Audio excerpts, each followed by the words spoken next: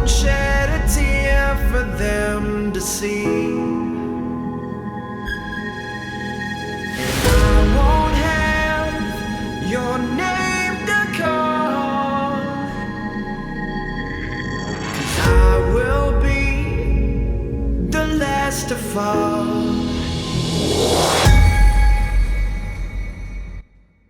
Welcome, gentle listener. I am Baldermort, your faithful servant. Today, we are to discuss one of the most important figures in the entire setting.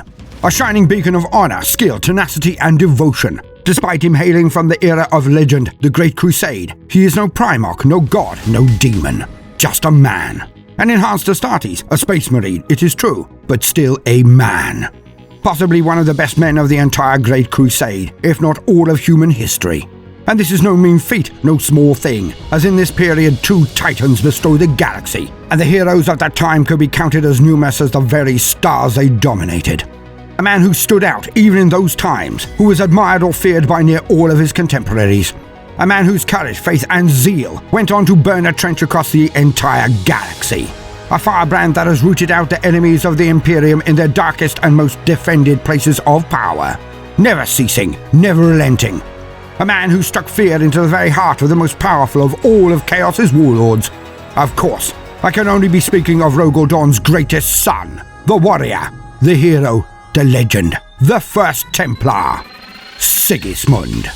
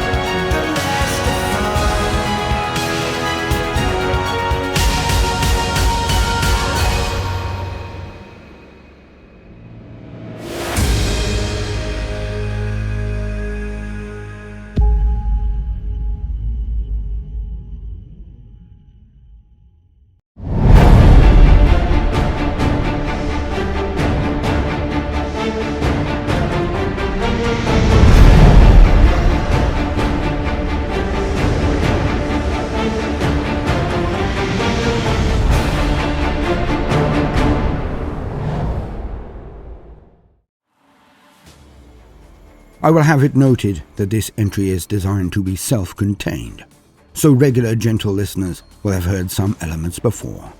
But I feel that they are necessary for context, so please do bear with me. Now, let us begin.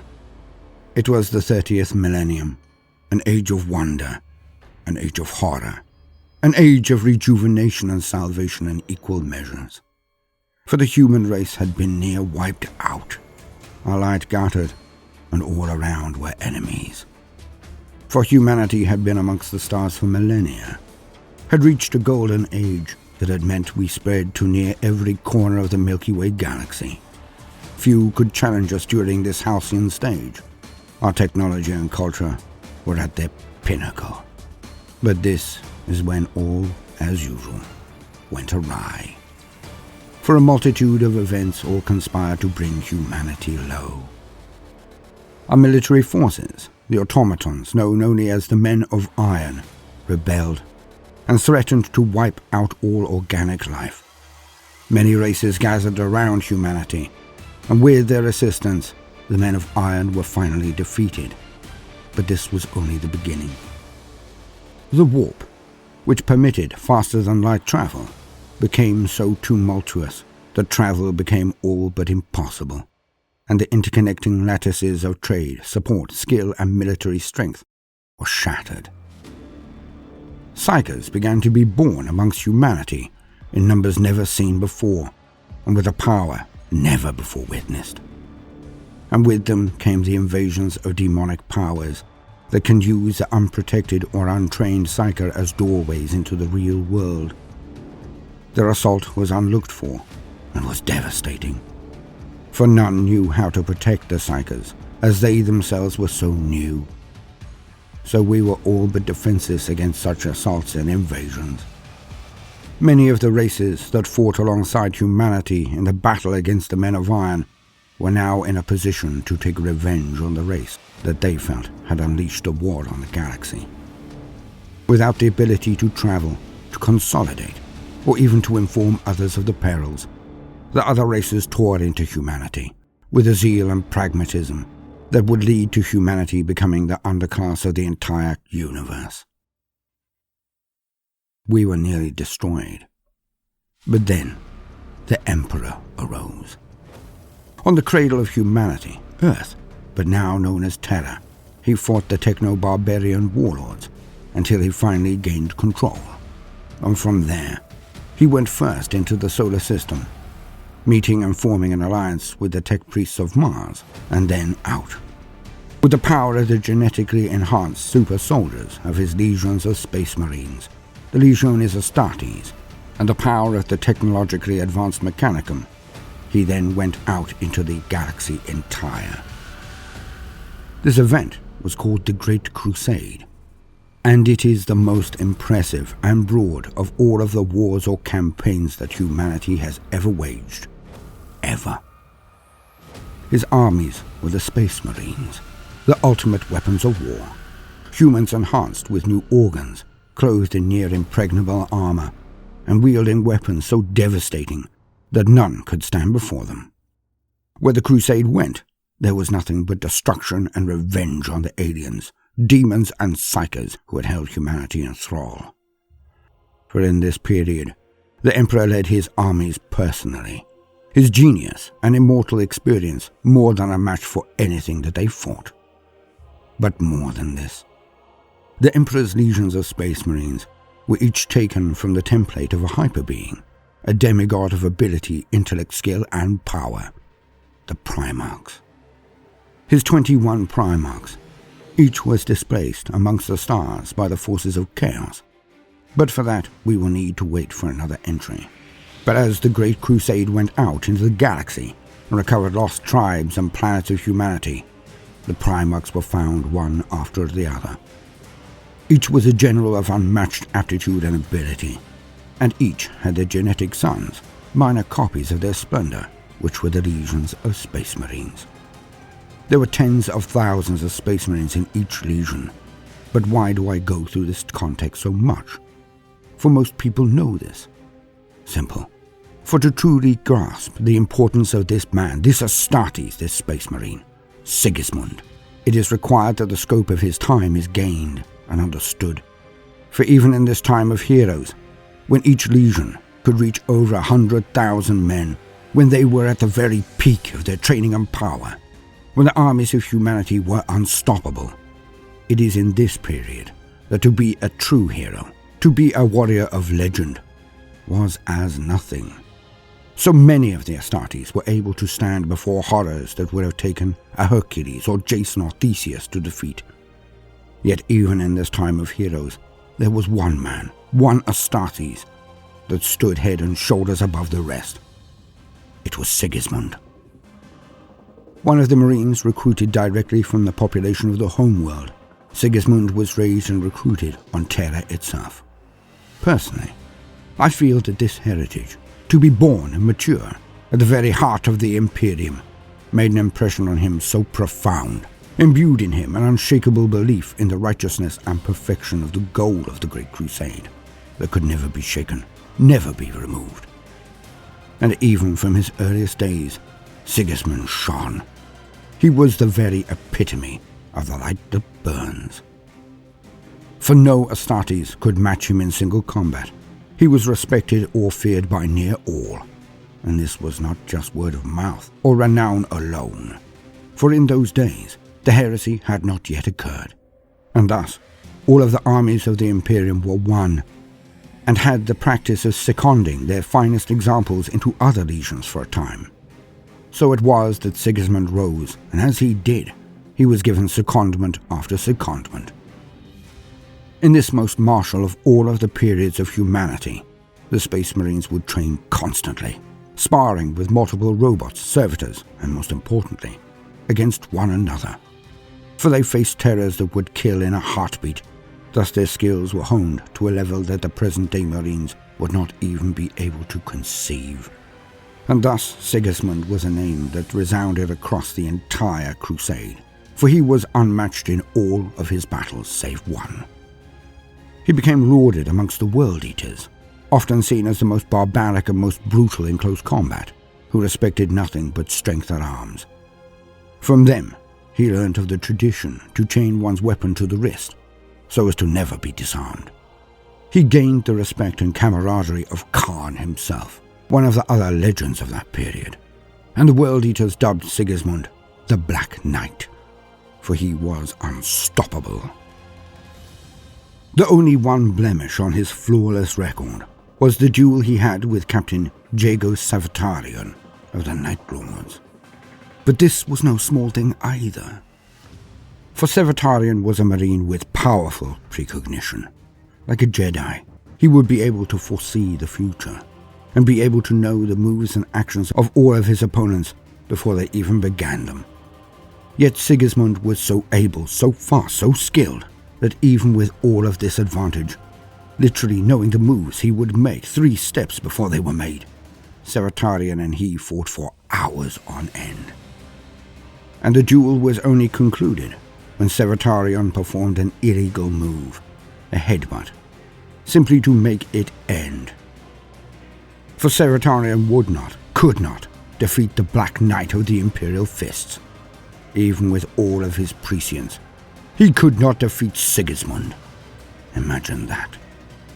Sigismund rose to being the first captain of his legion, the Imperial Fists, and became a lethal right hand to his lord, his Primarch, the Praetorian of Terror, Rogel Dawn. But it was not only the Astartes who saw his merit, his power. For even the great Primarch Sanguinius the Angel made comment on this son of Rogel. He was noted to state, "He seems less my brother's champion, and more death itself." This, coming from arguably the most powerful of all of the Primarchs, the angel who broke greater demons on his knee and faced the War Master himself. No small thing at all. Sigismund was a force of nature. He was unlike many of his brethren, and very unlike his own gene-sire in this regard. For Rogel Dawn was taciturn and contemplative, reserved and steady. Yet Sigismund was a hothead who achieved more out of skill and bullish bellicose belligerence than any tactical acumen, at least at the start. But even he did learn some of this due to the requirements of his role as the first captain of his legion. But his nature was as hot as his father's was cold, and that was not to be the only difference between the two. It was while he was acting as first captain that he led a rescue mission to a lone ship found in the middle of nowhere. It was the Eisenstein. It had fled the betrayal at Istvan V, where the combined force of 8 legions of Space Marines had been sent to beat down the War Master himself. Horus, the first amongst equals, the most adored and trained of all of the Primarchs, had been left to take command of the Great Crusade while the Emperor returned to Terra on a mission he would not explain to even his sons. So all power was in the hands of the War Master, Horus, and he fell to the seductions of chaos. Horus planned the betrayal at Istvan V, where his legion and others were now in open rebellion. 3 legions were led by their Primarchs to the surface, the Raven Guard, Salamanders and Iron Hands as the first wave. 4 more legions were to land in a second wave, and then complete the task and annihilate the treacherous Horus Lupercal. Alas, Horus had already turned all of the 4 Primarchs of this second wave, and the Night Lords, Word-Bearers, Alpha Legion and Iron Warriors all turned on the line of Space Marines and crushed them. The Eisenstein fled the massacre to report of the horror to the remaining Imperium. Rogel Dawn, Primarch of the Imperial Fists, was shocked to the very core. That Horus had fallen was one thing, for an entire half of his brothers to also go to his side was a blow he could barely survive. Rogel went into deep meditation and seclusion to try to make sense of this turn of events. But while he did so, a strange thing happened to his most ardent and angry son, Sigismund. For the Emperor's Great Crusade was based on logic, science, and the goal to utterly eradicate superstition, religion, and faith of all forms. The Emperor stated that religion was the worst enemy of humanity and would not tolerate it amongst his people. Those who would not renounce their beliefs were put to the sword. Yet even in this period, there was the start of a movement, a new way of looking at the universe and the Great Crusade and the Imperium that it founded, and that was the beginning of Emperor worship. For many saw his supernatural powers, his godlike attributes, his infallibility, due to the imperial propaganda, and it was a short step between veneration and worship. It was also spread by the circulation of a book written by a Primark, the Lectitio Divinitatis, and the power of the prose contained reflected the ability of its author, Lorgar Aurelian, the Primarch of the Word-Bearers. As such, the arguments for the divinity of the Emperor were so potent, so inspiring, that the one thing that the Emperor never wanted, had specifically banned, had pointedly decried, was the worship of himself as a god. Alas, the time of logic and the imperial truth seemed to be over, as the things which were stated as impossible, figments of addled primitive minds, demons, were rife now. And thus many turned to the worship of their savior, the Emperor, as a pure god, the god of humanity. And through faith came miracles. While Roger went into seclusion, Sigismund met another survivor of the Eisenstein, Euphrates, a one-time imagist of the Crusade. Like unto a reporter of sorts, she had begun to worship the Emperor. But more than this, her faith was such that she could use it against the Neverborn, the demons of the warp. Like a priest with true faith holding back vampires with a cross, Keela could banish or push back the demons. And in those meetings between her and Sigismund, the embers of a raging fire were lit. But more than this, Euphrates Keela would also impart to Sigismund a prophecy, which she believed had come from the Emperor himself, brought to her by her faith. And it was very reminiscent of that given to Achilles. For Sigismund was shown the death of the Imperium, told that he could either die in a distant star alone and unremembered, or he could stand with his father, Rogel Dorn, who would need him greatly. But this would end in a galaxy of never-ending war. These discussions shattered Sigismund. They fundamentally changed him in a way that few understood or could ever predict, and it led to the hardest decision of his entire life. When Rogel came out of his reveries, he knew that a force of imperial fists would need to be sent to hold off the traitors, to slow them down, as their inevitable destination would be none other than Holy Terror itself, the seat of power, and where the Emperor of mankind was. Rogel ordered Sigismund, as his first captain and right hand, to perform this task. He was refused. Rogel Dorn himself was refused. Sigismund still kept his own counsel as to why, for he knew his gene-father, his Primarch, would not understand, could never understand that he was making a decision based on the words of a religious fanatic who had shared visions with him. Rogel did indeed put another in command of the fleet to slow the traitors, and did indeed permit Sigismund to remain at his side. But he did not understand why his son had done this. Not yet. The Horus Heresy was the largest civil war that humanity has ever endured, and there are now tens of books cataloguing the events of those times.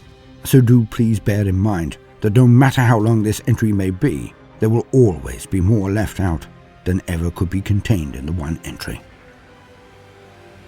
Now, to the end times, the last battle, the siege of the solar system, and the siege of Terra. For nothing could stop the traitor warriors. They were too numerous, too well organized. For the War Master had been clever, and while he had turned long ago, he he veiled this in secrecy. While in charge of the Great Crusade, he sent many of his greatest enemies off to traps on the far ends of the galaxy, so that they could not foil him in his headlong dash towards Terra and the Emperor. The Blood Angels sent far, the First Legion, the Dark Angels, misdirected also. The Ultramarines were trapped behind a huge warp storm that prevented their taking any part in the war. The Raven Guard, Salamanders, and Iron Hands were shattered armies, the flower of their men dead on Estevan V, and their remaining strength no more than a nuisance to the traitors. The Space Wolves had rushed off to face Horus directly and nearly succeeded, but nearly does not get the job done. They were then sidelined and kept busy, while the main thrust of traitors ploughed on. The White Scars and Imperial Fists were left to fight the combined strength of nearly 9 legions of their brothers. A hard fight given, but the result was inevitable.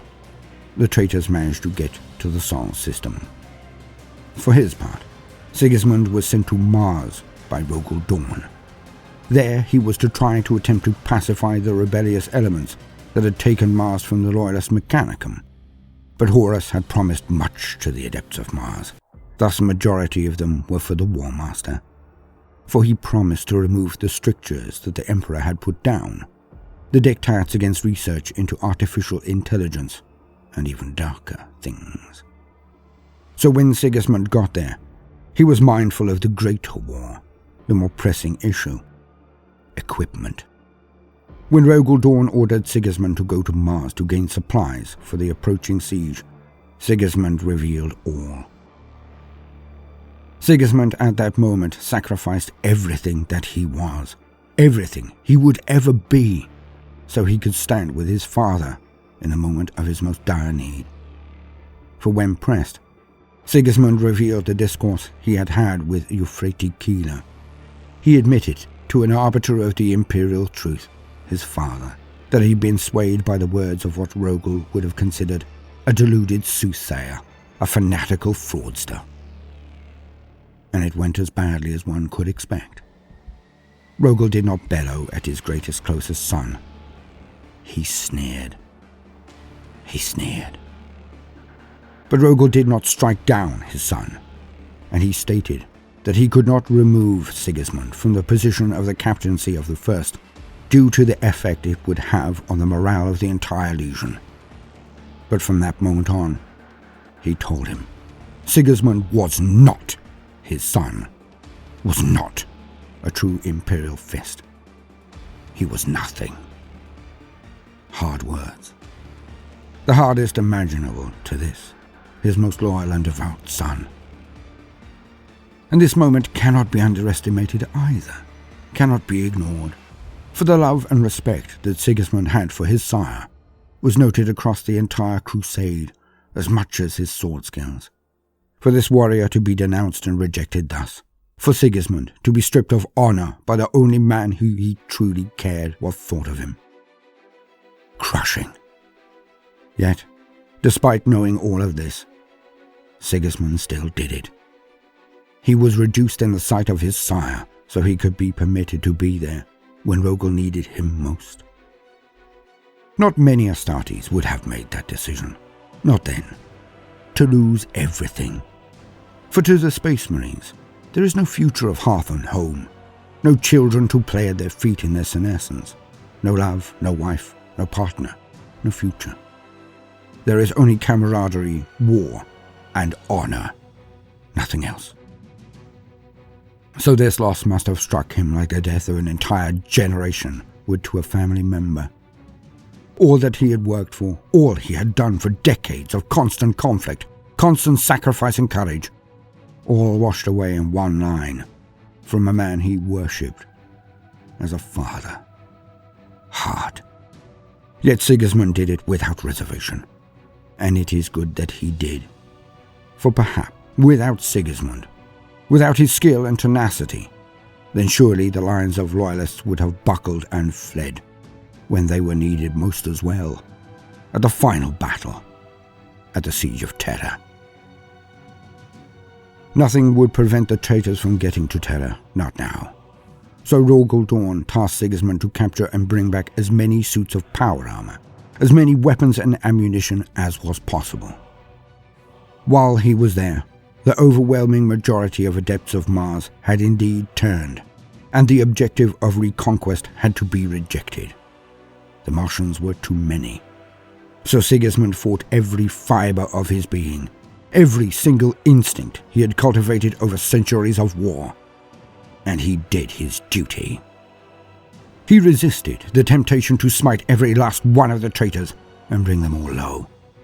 But this would take too much time, even if it were remotely possible with the forces he had at his command.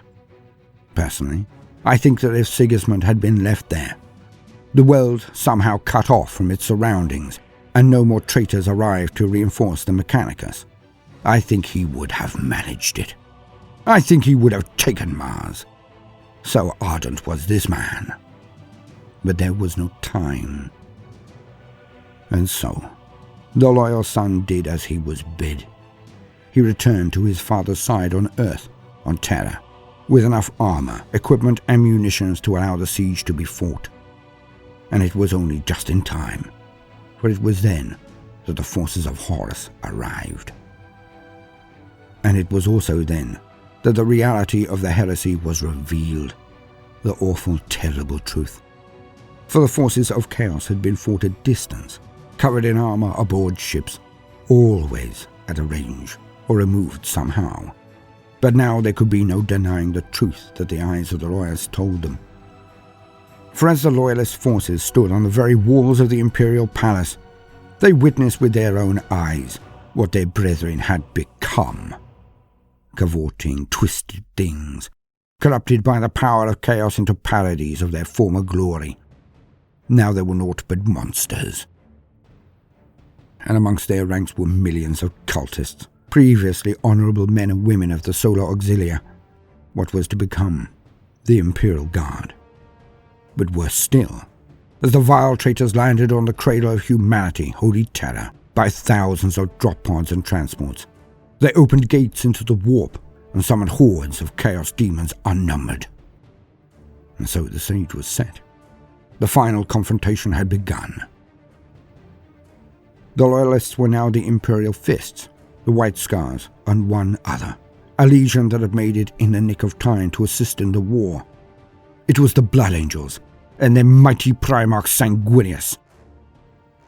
And so, the next 40 days or more went by, as the entire weight of the Dark Gods of Chaos and all of their minions, not least of which were the very Space Marines the Loyalists once called brothers. They had cut the entire system off from all outside contact, so the Loyalists never knew when, or even if, their scattered brothers and the remaining Loyalist legions would arrive. All while the armies of chaos beat down one after another of the continent-spanning walls and parapets of the Imperial Palace. A previously beautiful place, a thing of sublime skill and artisanry. But now, it had been transformed by Rogal Dorn into the most formidable bastille that had ever existed. The duel between the forces continued, as Rogal Dorn was left to coordinate the defense, while his brother Sanguinius held the walls personally, and Yagatai, Primarch of the White Scars, sallied out to harass the forces of evil. But it was Perturabo of the Iron Warriors who led the assault, and he was every bit as skilled as his brother Rogal. And so the chess game between the two of them continued, with Perturabo always having the greater forces, always being able to sustain even horrific casualties, yet still be able to attack again and again. Through all of this, Sigismund was everywhere, was always on the move, always rushing to plug gaps in the walls, in the lines, always fighting without rest, without question. He was indeed his father's right hand then, and the men and women of the military and the Astartes amongst them looked to Sigismund near as much as they looked to the angel himself for leadership and hope. He was given the task by his father, Rogal Dorn, of acting as the very champion of the Emperor. Sigismund was provided the very best, most advanced and impregnable armor, was given the most powerful blade that was present and able to be wielded by an Astartes. Then he was tasked to destroy the enemies of the Emperor personally, Then he was tasked to destroy the enemies of the Emperor personally, blade on blade. As an example, an icon of the glory, honor, and righteousness of the master of mankind. Now, before one says, that is very logical, please do bear in mind that none other than the White Scars and Blood Angels legions were present, and the sons of Yagatai were vicious fighters and incredibly skilled. The sons of Sanguinius were as to their father as any other legion, and Sanguinius was probably the most powerful close-quarters warrior of all of the Primarks. So it is a huge personal vindication for Sigismund, who was of the Imperial Fists, who were known for their bolter drill, their accuracy and skill at range, to be chosen as the most skilled melee warrior amongst such company as the White Scars and Blood Angels was a ringing endorsement. And it was given by Rogel himself, despite his previous protestations of disowning Sigismund. For when the chips were down, when all else was near lost, it was Sigismund who he turned to in need. And again, this is from possibly the most staunch, determined, and dogmatic of all of the Primarks. For Rogel to turn to Sigismund and afford him this honor, it was like sunshine and rain to Sigismund. For he knew deep down that his father had not forsaken him, not in his heart. And so, dressed in armor painted black, wielding a sword forged of metal of blackest night, the prophetic name the world bearers gave him became true. For Sigismund strode forth as the Black Knight, the Emperor's champion. Sigismund was tasked to find the champions of the enemy and take them down one by one, to act as the very sword of the master of mankind. And this is exactly what Sigismund did. One traitor captain after another, one demon after another, all were engaged.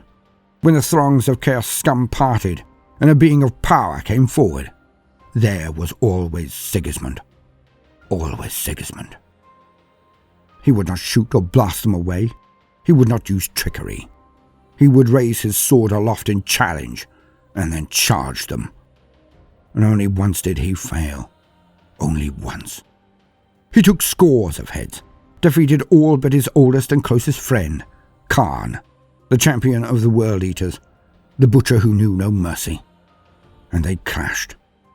Sigismund did gain the upper hand, but Khan was then infused with the power of chaos, with the power of Khorne, and he would have bested Sigismund through this nefarious borrowed might, if it were not for Rogel Dorn himself coming to Sigismund's aid. Yet so was it that Sigismund also faced off against the demonic Primarch Fulgrim himself. For even against a chaos-empowered Primarch, he was under oath to face any enemy. But again, Rogel Dorn came to his salvation and defeated and pushed back Fulgrim. Yet still, the numbers that died on the edge of Sigismund's steel were beyond counting. Eventually, there was nothing for it. The end had arrived. The baying throngs had managed to punch their way through every defense, every wall, until they finally stood outside the Emperor's own home, his inner sanctum. Yet in this moment, on the verge of total victory, a thin hope arrived. For the shields of the flagship on which Horus himself was, dropped. He was vulnerable. And for the first time since the siege began, the Emperor himself strode forth. He was to lead a small strike force with his sons Rogel and Sanguinius and their honor guards to the ship itself, to face the War Master and kill him personally. But with all of this going on, there was still the battle on the ground to be fought. For what would be the point in slaying the War Master if they returned to a despoiled and destroyed palace? For the Emperor had a secret. Beneath his palace was a gateway directly into the warp, and the forces of chaos had been sending in wave after wave of their foul get. He and his 10,000, the custodians, plus the Sisters of Silence and elements of the Loyalist Mechanicus, had been holding this gate in the warp to prevent hell literally spilling out onto Earth, onto Terra. But now, without choice, he chanced this one action. He asked his friend Malcador to sit atop the golden throne and let its psychic enhancing abilities give him the strength to hold back the tides of scum. But again, what would be the point if the warped denizens, the demons, took the palace and slew Malcador and opened the doorway from that end? The same result would have occurred: defeat. And thus it was that Sigismund was tasked with holding the line, holding the ranks of men and women, Astartes and Guard, that would be the final block on the power of the demons and their traitor Astartes pawns. And it is exactly what he did. So when the War Master was slain, the forces of chaos went into retreat across not only Holy Terra, but the entire system. The siege was over. Sigismund had held the line, so that his father and the Emperor had something to return to. Then the scouring began. The traitors had fled the Sol system, but not the stars. Thus the remaining royalist forces left Reboot Guilliman and his Ultramarines to defend the human empire, while they all chased the traitors across the galaxy and forced them into the Eye of Terror. A scar on reality that had once been the heart of the Eldar Empire. A place so smashed by the birth of the Chaos God Slanesh that the warp itself bled into real space there. Once forced into the Eye of Terror, the Chaos Marines were thought by many to be destroyed, that they could never survive the turmoil and mind-twisting effects of the warp for long. But of course, Sigismund knew otherwise. He knew deep down that they would return. He knew that the future held naught but unending war. The traitors bested, the Imperium in tatters, the legions reduced to mere thousands of men, shadows of their former glory. It was then that Reboot Guilliman wrote and enforced his Codex Astartes. And it was near a civil war again when he tried to foist it on all. For the Codex Astartes restructured the Space Marines, so that never again could one man, Marine or Primark, command such forces as to restart or repeat the horrors of the heresy. The remaining Space Marines were to be broken up into chapters of but 1,000 fighting men, no more. There is more to tell, of course, as to why Rogel Dawn and the Imperial Fists finally agreed to the breaking of the Legion, the weight of guilt the Rogel Dawn carried that forced him to use the Pain Glove to consider his position. For he could agree with Reboot, could willingly break his Legion, or it would be civil war again. The shattering of what remained of the Legion at the event known as the Iron Cage, against the Iron Warriors, where the Imperial Fists lost so many Astartes that civil war could not be waged, even if they wished it. So few of them had survived. The second founding then happened, where the remaining Marines were broken into the chapters, one chapter retaining the name of its legion. Rogel kept command of his own hand-picked elite 1,000 Marines, but more chapters were formed, and the most ardent, most zealous and most aggressive of all of the remaining Imperial Fists were then given to Sigismund to forge into a new chapter. So, the Black Templars were born. Each Marine would paint their armor black, would chain their weapons to their wrist, would take the oaths that Sigismund had vowed when he donned the black himself. Each would become a champion of the Emperor. Now there is a tradition of there being an Emperor's champion amongst any of the Crusades of the Black Templars, but they do not wear the Imperial Aquila. They do not wear the eagle, as most Marines do now. For as they see things, and as they have stated many times across the 10,000 years since, they do not wear the Emperor's symbol, because they are his symbol. But how did it end? How did this legend breathe his last, alone under a distant star?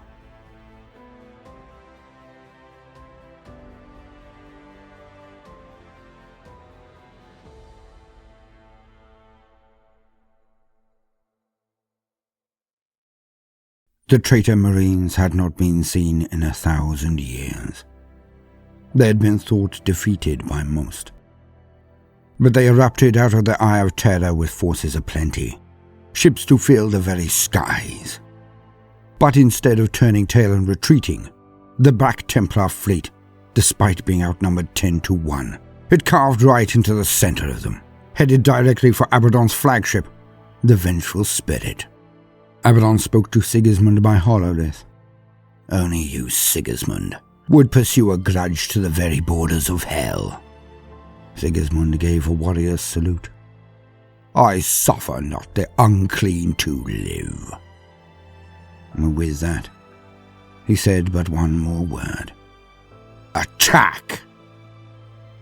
As the fleet engagement continued, Abaddon boarded the Black Templar flagship, the Eternal Crusader, at the head of a huge contingent of his Black Legion. And so, Sigismund and Abaddon fought their way towards one another.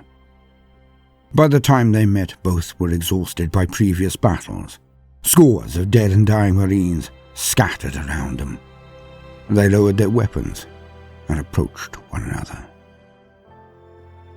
Abaddon spoke first. I see time has blackened your armor, as it has ours. Sigismund stopped within blade range, but neither raised their weapons. I looked for you. As terror burned in the fires of your father's heresy, I hunted for you, day and night. Always lesser men blocked my way. Always they died, so you might live. But I never stopped searching for you, Ezekiel. Not through all of these long years. Abaddon responded. Do not make me do this.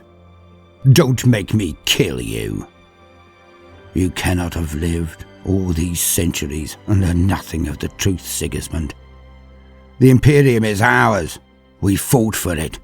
We built it with blood and sweat and wrath. We forged it with worlds we took. The Empire is built upon the foundations of our brothers' bones. Sigismund merely stared back impassively. You lost the right to speak for the Imperium when you brought it to its knees. If you loved it as ardently as you claim, Ezekiel, you would not have pushed it to the brink of ruin. Abaddon towered over Sigismund as he wore Terminator plate. He swept his talons around the room to the Marines all in black, though fighting on different sides. We are the Emperor's angels. We did not rebel out of petty spite, Sigismund. We rebelled because our Lord and Master played us false. We were useful tools to bring the galaxy to heel, but he would have cleansed us from the Imperium the way he purged the Thunder Legion before us, wiping us from history, like excrement from his golden boot. Sigismund responded. I am sure some of you are convinced you fell from grace for those pure, virtuous ideals. You have had many centuries within your prison to repeat those claims to yourself, but they change nothing. You keep speaking, Ezekiel. Do I look as though I am listening? At that, Sigismund took out the sword of the High Marshal and passed it to another, so it could be saved for the future. Instead, he drew out the Black Sword. Some 2 Black Legion and 1 Black Templar stood watching the drama, the clash. The two battled, and Ezekiel unleashed his rage against the High Marshal, the First Templar. But Sigismund was old now. 1,000 years had not touched Abaddon. But Sigismund had been active in the real world for all of that time. Yet still, he fought Abaddon to a standstill, despite he having power armor and Abaddon Terminator armor. Still, he stood and gave a good account of himself. Sigismund went at him like a demon, slicing, slashing, hacking, smashing at Abaddon. Yet the time had taken its toll, and Sigismund was the first to tire. Abaddon took this as an opening and unleashed all of his fury in a blur of attacks against Sigismund, driving him back himself before realizing too late that he had fallen into a well-constructed trap. Sigismund came back with his last strike, throwing all that remained of himself into this one attack. Abaddon stood staring, without pain, without breath, as the black sword of Sigismund was thrust straight through his armor and through his very chest, buried to the hilt, like the old man had sheathed it inside his chest. But Ezekiel Abaddon struck out and cleft Sigismund near in twain with the talon of Horus. But Sigismund refused to die. Abaddon then slumped forward onto his knees, down near the dying body of Sigismund, blood pouring from both of their wounds. Sigismund still tried to reach for his sword. "No, it is over," said Abaddon. "Sleep now in the failure you have earned." Sigismund reached one last time towards his blade, but could not get there. And thus, through bluing lips he breathed. Abaddon said, "Sigismund, this claw has killed 2 Primarks. It wounded the Emperor unto death. I would have spared it the taste of your life as well. If you could only see what I have seen." And through a mouthful of blood, the High Marshal of the Black Templars, first captain of the Imperial Fists, bit off the last words he would ever utter, making certain each one was clear. "You will die as your weakling father died, soulless, honorless, weeping, ashamed." His last breath carried on this last word. But so honored was he that Abaddon, his enemy, then sent his armor and the black sword back to the Imperium's armies as his declaration of war. And the First Black Crusade began.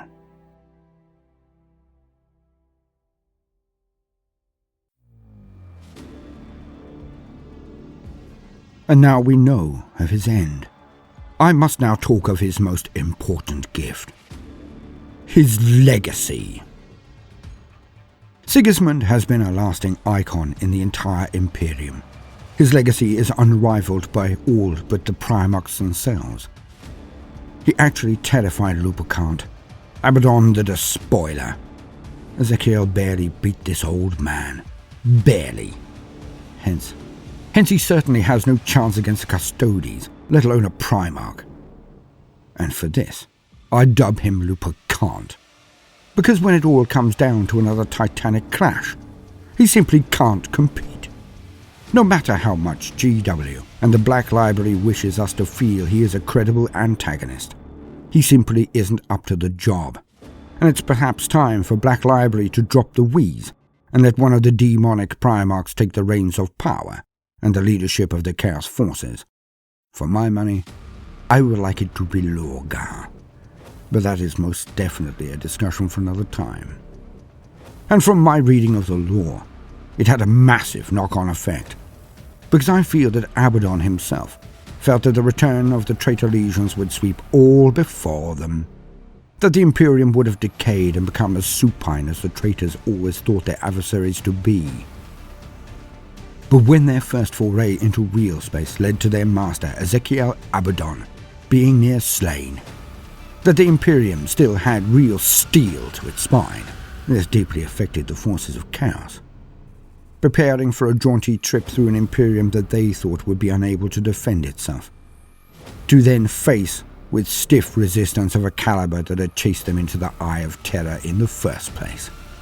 It was a blow to their confidence and their strength. They were simply not as terrifying and all-powerful as their masters, the dark gods of chaos, had made them believe. And thus, the Black Crusades were cut up, made into bite-sized objectives that would eventually lead to a massive victory, if the new law is to be adhered to. But I think the defeat of Abaddon, as his near slaying by an old Astartes must be seen, was the key to the almost ineffective nature of the subsequent events. And in the Book of Rust, this line has been discussed by the writers, but it is stated to the reader, not to the universe itself. For few in the grim darkness of the far future actually speak of Abaddon in anything but hushed tones, yet the fandom does not hold this reverence. So the tract at the start of the Book of Rust is clearly aimed at the fandom and not the denizens of the universe. A trend I hope we do not see repeated, as it smashes the immersion, if you want my humble opinion. But let us push on. The decision to put Sigismund and his eternal crusade close to the Eye of Terror, at least for the first 1,000 years of the Imperium, was a wise one. But it was done out of necessity. The ring around the Eye of Terror was supposed to originally be entirely manned by successor chapters of the Space Wars, the Volca Fenrica, as they were and always will be the premier anti-Astartes force. But the experiment of the Wolf Brothers was so catastrophic, being mutated by the curse of Fenris, and they degenerated into a rabid pack of mutants. This is indeed one real reason to hate Belisarius' call as well. A very good reason indeed, as far as I read the lore. For he has been able to make stable successor chapters to the Space Wars, and yet he did not release this oh-so-needed resource into the galaxy. We will never be certain when he actually formulated them, completed them, but he has sat on them for potentially millennia. Also, he could gain good boy points in his dazzling reveal to reboot Guilliman. So when one looks at the lore of the grim darkness of the far future, the success of the 13th Black Crusade and the subsequent tear across reality, the Cicatrix Maledictum, was only possible due to the progress that each of the Black Crusades had built on one after another, only culminating in the 13th Crusade. But if there had been Space War successors surrounding the Eye of Terror, let alone Primaris Space Wars, the chances of each or any of these Black Crusades reaching their successful conclusion would have been reduced drastically, if not entirely halted. For none kill Marines as well as the Space Wars, except possibly, just possibly, the Custodes. So Call actually permitted the Cicatrix Maledictum and all of the losses that led up to it. What a guy. And, from only my reading of course, this is one of the many reasons I believe the Call is actually an agent of chaos. A subtle one, a clever one. Not a mad id machine like the traitor Astartes, but more the Grand Vizier who breaks nations. But again, a subject for another time. But instead of having a ring of space walls, the Imperium did the next best thing. They sent one man to act as the ultimate deterrent. One. Sigismund and his eternal crusade. Well, parts of it. The rest was off bringing fire and wrath through every corner of the Imperium and beyond its boundaries. His were the forces that met the First Black Crusade, and in lieu of a legion of space wars, it turned out to be the best move the Imperium ever made, for he almost single-handedly saved the Imperium. For he did not retreat and consolidate, as an Ultramarine or Crimson Fist would. He met them dead on, and by doing so he took the wind out of their sails, in so many ways, as I have tried to explain. Now there has been an attempt to mirror or repeat Greek mythology, but it is a bit wide of the mark in my mind, for it creates a line and echo of mighty Achilles. But the setting and the situation are far more akin to Sigismund being Hector, slayer of men. I can assure you, I am on the side of Hector, for in my mind, he, Hector, was the better man, the better leader, the better warrior, not vaunted arrogant Achilles. The same duel has been fought before and will be fought again and again. It was as simple as this. Abaddon, younger, better armored and equipped, infused with the power of chaos. He is Achilles. For Achilles was so beloved by the gods that his mother, a goddess, was permitted to dip him in the river Styx, to make him invulnerable to anything whatsoever, apart from the one place she held him, so that he did not fall in and perish. His heel. Hence an Achilles' heel being synonymous with the weak point in anyone or anything. But it meant that he was, effectively, unkillable. So was he truly brave? Was he truly skilled? Well, he was certainly the latter. But the former? How much courage does it take to enter a battle you know you have already won? And it has been played out again and again in the former Sanguinius and Horus, the duel between Achilles and Hector. The better man fighting for his family, his father, his homeland, against a being almost unkillable. But again, the better man lost. So this final duel between Sigismund and a demonically empowered Abaddon was merely a replay of this old doom. For Abaddon would not die to the Black Sword due to the power of chaos, and Sigismund fell. But he did so as a man, and by far the better of the two. And now we get on to his faith, his lasting impact as much as the many, many men who wear his colours, so many that the Codex Astartes is but a laughing stock amongst their numbers. Was Sigismund potentially the first true believer of all of the Space Marines? For Lorgar and the Word-Bearers knelt to a god. They were desperate for someone or something to worship. But worship is not true faith. It is merely the pantomime.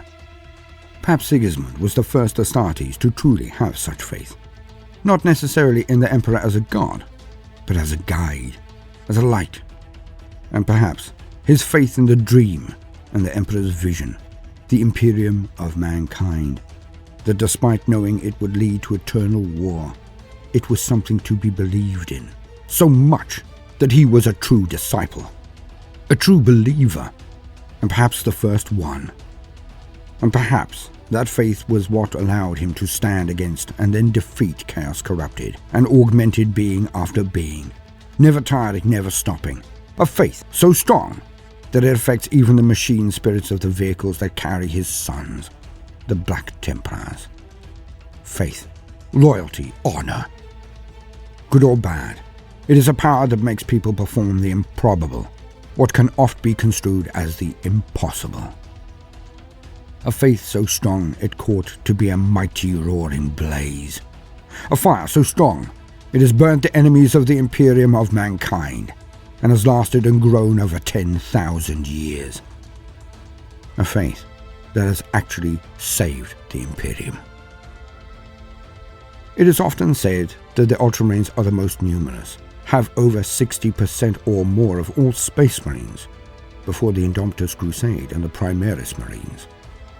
It is said that they have held the walls of the Imperium for all that time, for 10,000 years. It is said that they are the true defenders of the Imperium, that without them, the Ultramarines, the Imperium would have fallen. Aye, maybe. Hard to refute by way of logistics. A good defense is key after all. But I would like to pose another view, another vision. The Imperium stands today due to the Eternal Crusade. For the best defense is not the best offense. The best offense is the best defense. Fight them on their ground, in their space, ravage their worlds, strike first, strike hard. The Ultramarines are professional soldiers. They are trained and organized, but they are not knights. They are not the burning fire that frees nations and eradicates dictators. The Ultramarines hold the walls. It is the Black Templars that sally out.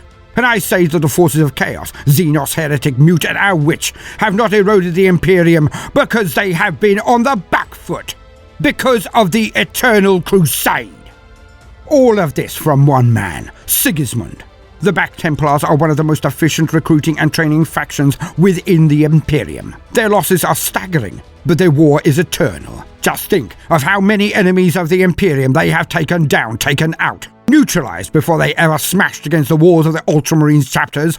They equip their men with vast factorums in their vessels. They recruit the best from wherever they purge and move on. They are trained in the crucible of battle. The Crusade is every bit as efficient as Ultramar, and as rapacious as any splinter from a hive fleet of Tyranids. They come, they see, they conquer, they move on. This is why the Imperium still stands. This Because the Black Templars leave the Ultramarines and others to defend the Imperium. For them, the scouring never ended, as the Great Crusade never ended. It was not complete. And it is only the Black Templars who keep the fires of the Crusade alive. It is only the Black Templars who are true to the wishes of the Emperor. And it is only the Black Templars that keep their Emperor's dream alive. All because of one man, Sigismund. So I end this entry with his words, Sigismund's. Words that have come to fill the nightmares of the enemies of this man's spiritual sons, his chapter, his armies. Words that have resounded through history and have evaporated the vertebrae and opened the sphincters of the witch, the traitor, the mutant, and the heretic since they were first said. No pity, no remorse, no mercy.